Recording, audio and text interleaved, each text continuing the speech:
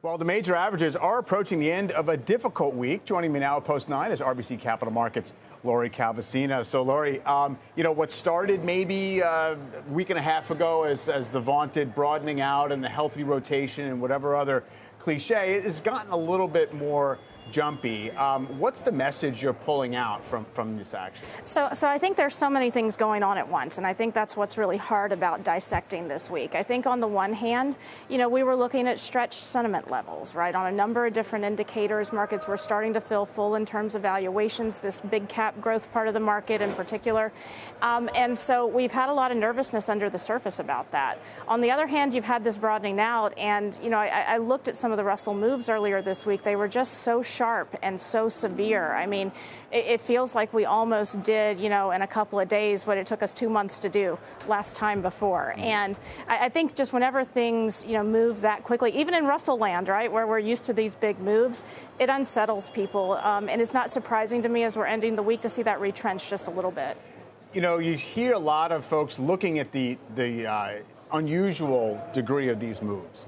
And you can kind of back test and say, what does it usually tell us and where does it go from here? So when you have the general backdrop of it's a bull market, we're up double digits in the first half. Usually that continues higher at some point through the rest of the year, right? That's your overarching piece. And then, when you have this much positive breath or this kind of momentum surge, or when the Russell has this kind of a tremendous move relative to the rest of the market, it tends to be important. In other words, it's not just a blip.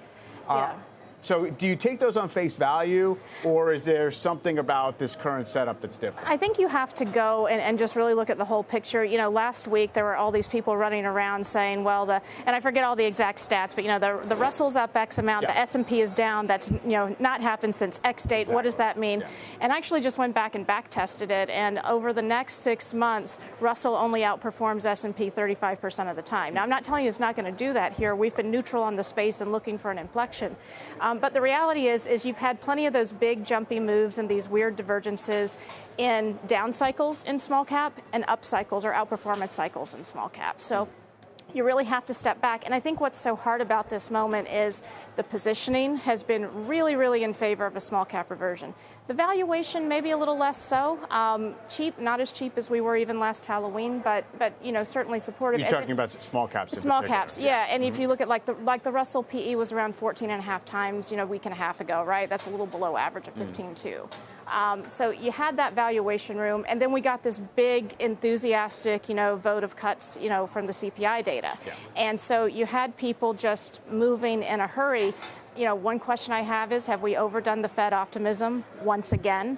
Mm-hmm. My rate strategist was telling me he's getting questions about, 50 basis points, and we've seen one big house, I'm not going to say who, make a July call, and that's not really the preponderance, of the calls out there, but we have done that so many times. So I think you want to proceed with caution here. There are a lot of good reasons not to be bearish here.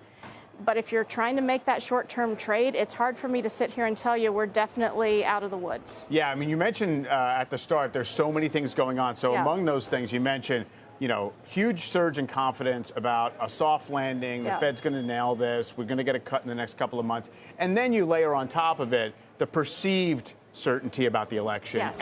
And not only that, but then what it's going to mean for different parts of the market. And I think that's been a fascinating conversation this week. I've been a little bit quieter on this issue because to me this has felt a little bit like the regional banking crisis a year ago. And what I mean by that, not that I think that it's any big nasty thing, but I do think that sometimes you just got to let events unfold and not try to guess every twist and turn.